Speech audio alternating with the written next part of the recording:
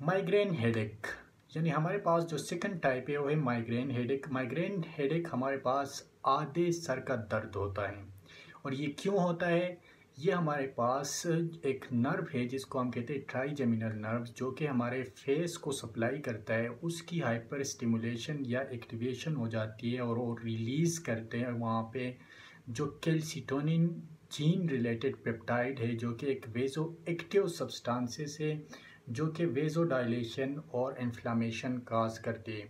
अब ये पेशेंट हमारे पास जो आते हैं या जिसको ये माइग्रेन हेडेक होता है, वो उसकी कंप्लेंट्स ये होती है कि उसको आधे सर पे दर्द होता है, जो कि डेली एक ख़ास टाइम पे स्टार्ट होता है। और उसके साथ न्यूरोलॉजिकल सिम्टम्स उसको होते हैं, यानी उसको कन्फ्यूजन होती है और उसको अपना बाजू जो है, एक बाजू उसको सुन महसूस हो रहा होता है, या उसके जो है विजुअल सिम्टम्स होते हैं, यानी नज़र आने में उसको धुंधलापन नज़र आता है।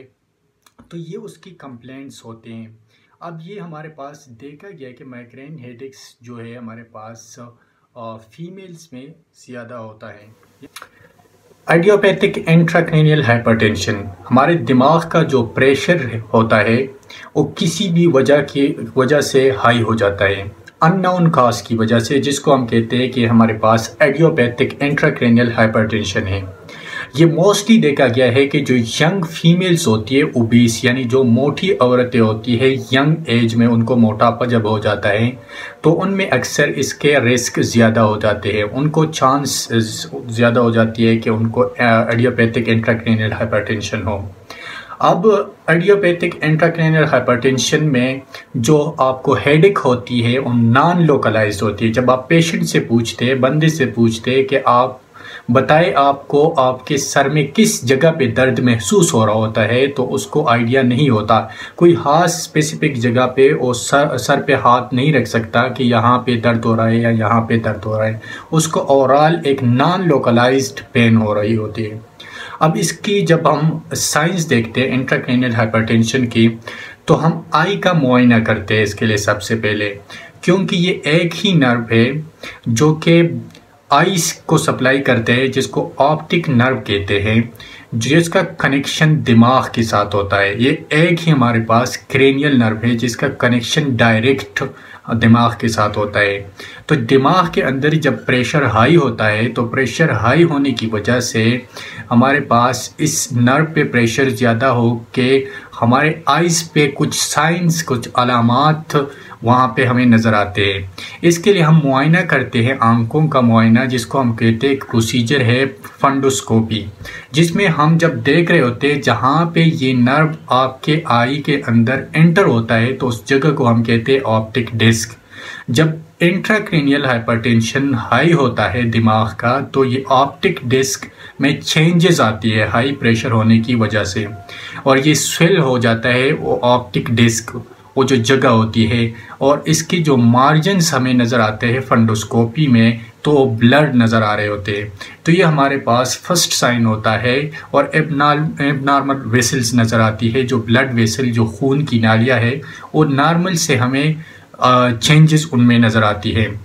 सेकंड, हम ये देख रहे होते हैं कि जब इंट्राक्रैनियल हाइपरटेंशन जिसको होती है आइडियोपैथिक, जब वो सो रहे होते हैं तो उनके ईयर्स में, यानी उनको आवाज़ें सुनाई देती है, जिसको हम कहते हैं पल्सेटाइल टेनाइटिस, यानी ख़ास वक्फे से उसको कुछ देर के लिए जब वो सो रहे होते हैं स्लीप में, तो आवाज़ें सुनाई दे रही होती है, खुशिंग टाइप, और फिर ठीक हो जाता है फिर थोड़ी देर में। तो इस तरह पल्सेटाइल टेनाइटिस उनको सुनाई दे रही होती है। सेकंड, हम ये देखते हैं कि उनके आइज़ होते हैं, जिसको हम कहते हैं लेटरल रेक्टस, जो मसल होते हैं हमारे पास, लेटरल रेक्टस मसल, उनकी पैरालाइज या किसी भी तरह से उनकी सप्लाई जो है डैमेज हो जाती है, जो लेटरल रेक्टस पाल्सी हो जाती है, जिसकी वजह से हमारे जो आईज का लेटरली मूव करना है, जब हम इस साइड पे देख रहे होते हैं, तो इस आई का वो मसल, वो गोश्त का लोतड़ा इस आई को इस साइड पे मूव कर रहा होता है, खींच रहा होता है कि आप इस साइड पे देखें।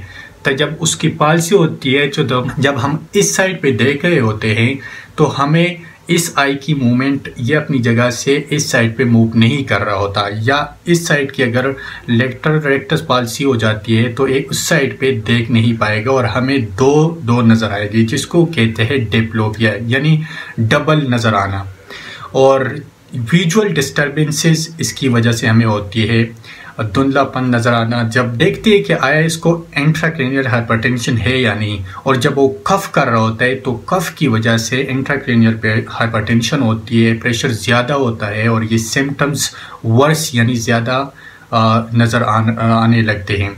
जब वो वाल्सेल्वा मैनूवर करता है यानी अपने मुंह फूलता है तो उसकी वजह से भी ये सिम्टम्स वर्स हो जाते हैं। तो ये कुछ मैनूवरी या वो जब बेंड हो रहा होता है तो उसकी वजह से भी ये सिम्टम्स वर्स होते हैं।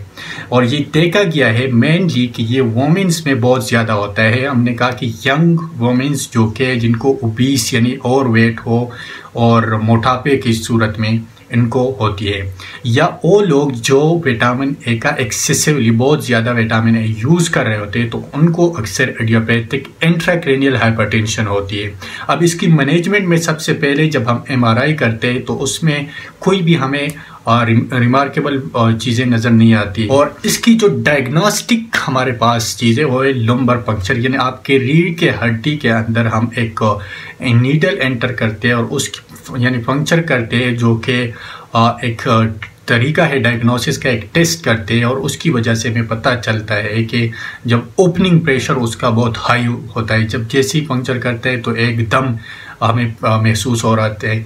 तो ये हमारे पास डायग्नोस्टिक है और इसके लिए हम देते हैं एसीटाज़ोलामाइड।